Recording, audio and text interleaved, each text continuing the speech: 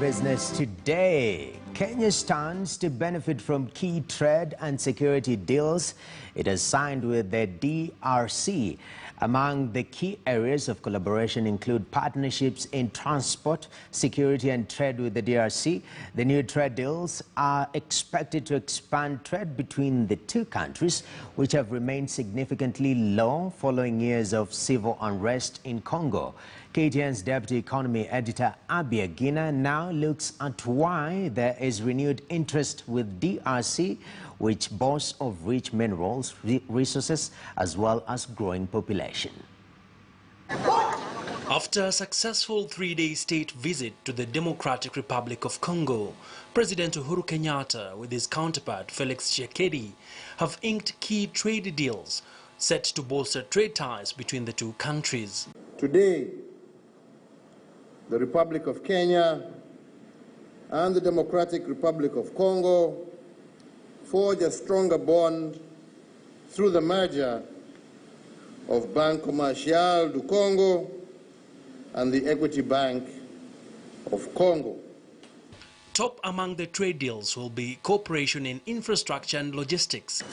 Kenya signed a new deal to handle cargo from the port of Mombasa, which will offer the DRC certain privileges for using Kenyan facilities. We ease the problem of our people being able to travel between our two countries. And I believe as we move to further deeper integration, not only of our two countries, but of our region and our continent, we should do more to ease the restrictions that we have in terms of visas and other issues. And I look forward to engaging with you so that we can make it easier for our people to move and to trade with each other without the limitation of stringent visa requirements. President Kenyatta affirmed Kenya's commitment towards growing diplomatic ties between the two countries. Business leaders present at the talks include Equity Bank's Group Chief Executive Officer, Dr. James Mwangi, who hailed the move to strengthen trade ties. Championing Kenya as a regional financial center, we believe inspires financial sector to become a major exporter of financial services in the region, facilitating trade and integration. We hope the steps Equity and others have taken in becoming regional actors will inspire the private sector to venture out, expand opportunities of the larger markets, while optimizing opportunities for regional integration and trade facilitation platforms such as African Continental Free Trade Area. The president also announced that Kenya will be opening additional diplomatic outposts in Goma and Lubumbashi in eastern DRC to ease consular services for traders. To further deepen the already good relationship between our two countries, Kenya is committed to establishing a consulate in Goma as well as an honorary consulate in Lubumbashi in order to continue to foster the relationship between our two countries. Kenya's trade volumes with the DRC have been marginal, standing at just about 14 billion shillings, with majority of the goods having channeled through eastern Congo. Other areas of partnership saw Kenya sign an agreement on defense cooperation, where the two countries will collaborate on defense matters as a way of promoting sustainable peace and security in the region. This deal will equally see Kenya join hands with Congo on counter-terrorism and aviation security. Economic liberation is therefore the task of our time. Among key economic interests that were not revealed include exports of timber as well as precious minerals which Congo is endowed with. Kenya is a key market of timber products from Congo's rainforest, the largest forest in Africa. But even as the trade agenda took center stage, talks between Kenya and Somalia were cited to feature, with Somalia's President Mohamed Farmajo. President Farmajo was expected to meet President Kenyatta under the mediation of the African Union Chair Felix Tshisekedi to help end the ongoing impasse between the two neighbors. It is still not clear whether the two leaders met, with Kenya taking a tough stance on the maritime dispute between her against Somalia. Abia Gina, KTN Business. Well, right now I'm joined by Deputy Economy Editor Abia Gina. Abi, 87 million people in the DRC. So much potential right there for Kenya, right? Definitely. It is a growing economy, and of course, Noah, DRC has also been angling to join the East Africa community. And of course, a lot of interest with this particular visit by President Uhuru Kenyatta. We also did see the Somalia President, Mohamed Farmajo, also being hosted in DRC. A lot of talks around what to expect. Well, speaking about what to expect, Noah, let's walk you through some interesting numbers now. Well, Kenya and the DRC, the value of imports stands at about 14.3 billion shillings. This translates to about 132 million shillings, which gives Kenya a very interesting position in terms of market ranking at 1.8%. Well, so what really does Kenya export to the DRC?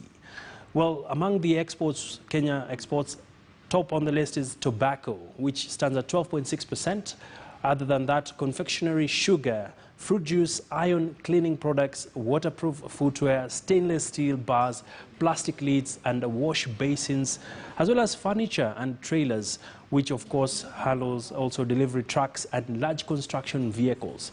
Well, speaking about DRC, it is the largest country in sub-Saharan Africa, which is mineral rich, and among the minerals that will be up for the offing include cobalt, copper, hydropower potential through the Congo forest, arable land, biodiversity, and has the world's second largest rainforest. And of course, other than that, the growing population, which is at about 80.5 million people.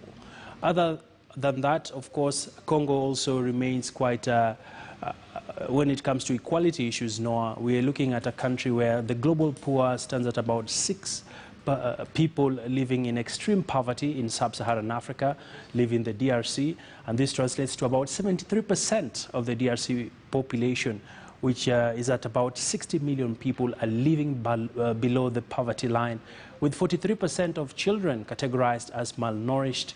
Economic growth. Well, other than that, Noah, the economic growth numbers have been not so high compared to their counterparts in East and Central Africa.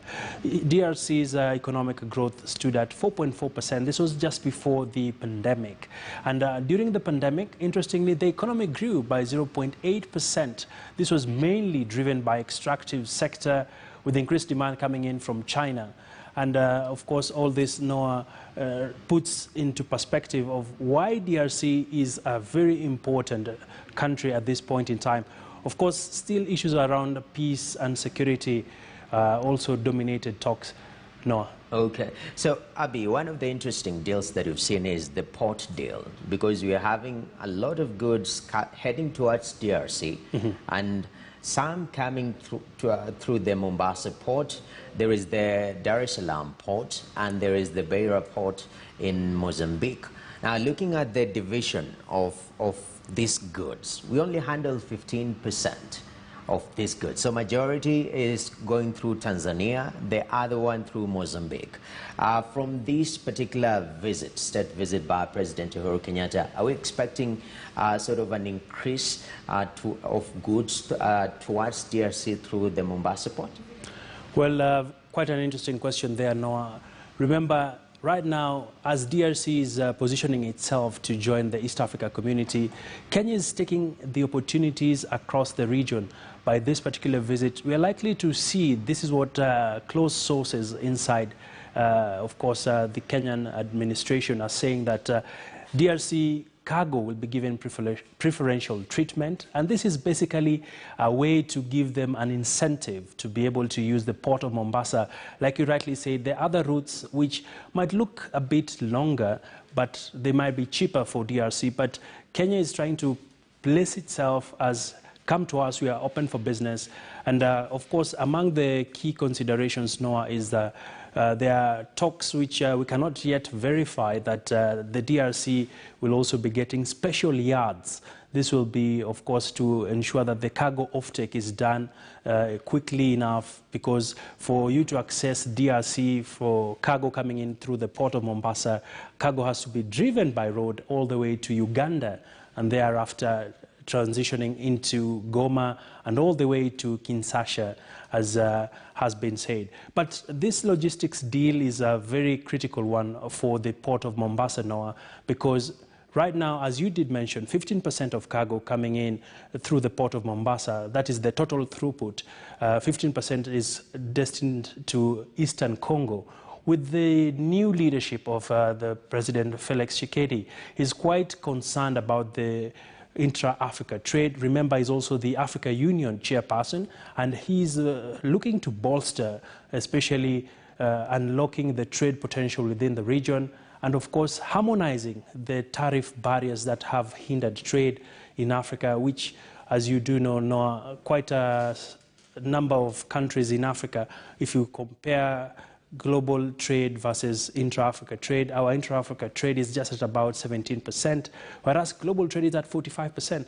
So this logistics front is likely to be a game changer if well utilized. Definitely, and the diplomatic question, we understand, is very important. Majority of our goods, and the numbers that you mentioned, that is 1.8 billion shillings worth of goods that we export to the DRC, actually is just going towards the eastern part of DRC. There's so much potential. And I've seen Kenya is planning to open more diplomatic outposts in the country. How will this impact trade?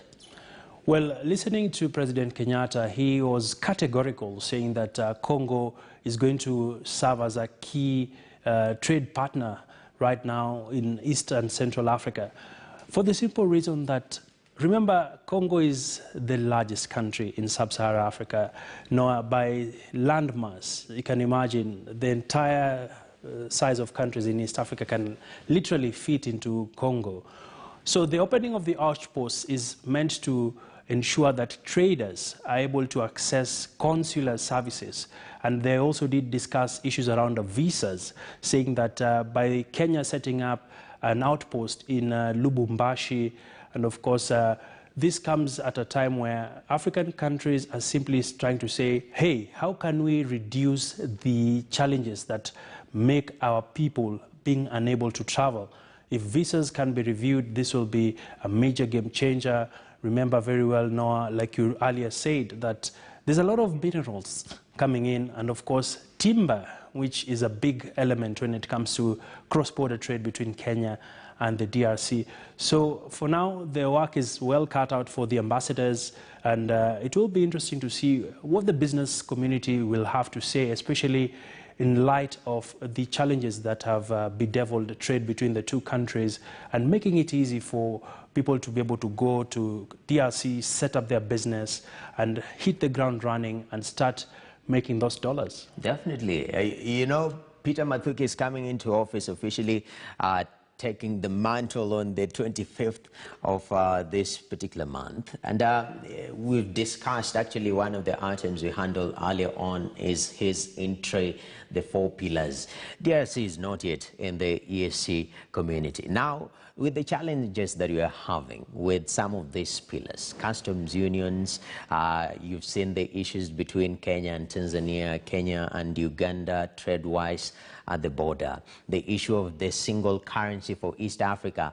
I mean, it was put together 10 years ago. Right now, we are a couple of years away from the deadline, the 2024 deadline, still looking very bleak.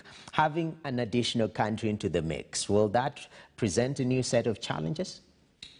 Well, it's literally it's a wait-and-see game, because remember, DRC is a French-speaking country. Of course, they also do have Swahili as one of their main languages, of course. But getting back to your question, Noah, right now, the onboarding of DRC will not only increase the market size of East Africa from the current 200 million plus population to almost hitting 300 million plus. So this is a big market for manufacturers who are targeting they're actually targeting consumers across the various countries. Onboarding DRC will literally also perhaps create a bit of a new set of challenges for the planners across the East Africa Community Secretariat, because one of the biggest challenges right now in the Eastern African region, NOA, is the macroeconomic convergence. By this we mean the central banks have to agree on the preferred currency that will be utilized across these various countries. Remember, some of the currencies, like for instance, take the Kenya shilling compared to the Tanzanian shilling or the Ugandan shilling, or even across in DRC. Our shilling is valued much higher compared to the other currencies. So this is where we're likely to see a bit of push and pull when it comes to which currency will come into force. There's also talk of the political federation, which will definitely have to have political consensus among the leaders. But for the DRC, coming on board will be an additional plus for the region. Remember, South Sudan also made their entry, and also this will be literally improving the bloc economics when you look at Kenya combining with its peers and saying this is a trade bloc. We'll be able to negotiate for more incentives when it comes to discussions across the World Trade Organization. This will also offer a strong powerhouse when it comes to positioning ourselves as an investment hub for Europe or the likes of America. So a lot is still yet to be, actually a lot is yet to come up when it comes to the dynamics that will come with DRC coming on board. But so far, there's political consensus among the leaders that they need to come on board. Uganda's President Yoweri Museveni has been strategically quiet. Of course, he has been also working very closely with Tanzania, and Kenya is simply trying to also build new alliances. And this has been coined the coalition of the willing. Yeah, definitely. The other day, actually, it was one of the funny pointers in the country where we saw we started assembling guns right here in Ruiru, and people are comparing that with the fact that we import toothpicks, which was kind of funny. But one of the deals was security deals with the DRC. Maybe briefly, break it down for us what this portends.